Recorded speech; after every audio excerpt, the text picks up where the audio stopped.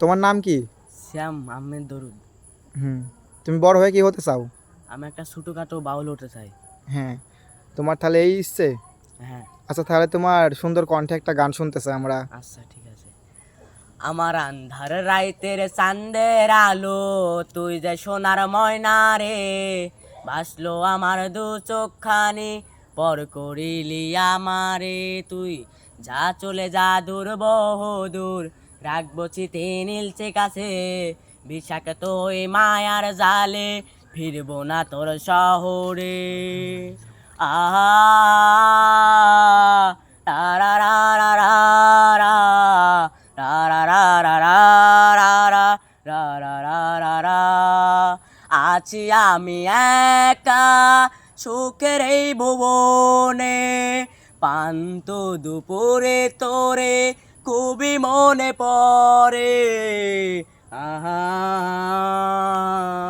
রা রা রা রা রা রা রা রা রা রা রা রা রা রা রা রা। আছি আমি একা সুখের এই ভুবনে, পান্ত দুপুরে তোরে খুবই মনে পড়ে। কলিজা পুড়ে ছাই আমি আর আমার নাই, তুই নামক যন্ত্রণায় পুড়ে পুড়ে ছাই। কলিজা পুড়ে ছাই আমি আর আমার নাই, তুই নামক যন্ত্রণায় পুড়ে পুড়ে ছাই।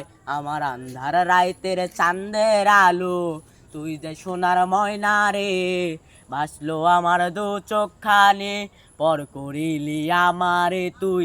যা চলে যা দূর বহুদূর, রাখবো চিতে নীলচে কাছে, বিষাক্ত ওই মায়ার জারে, ফিরবো না তোর শহরে।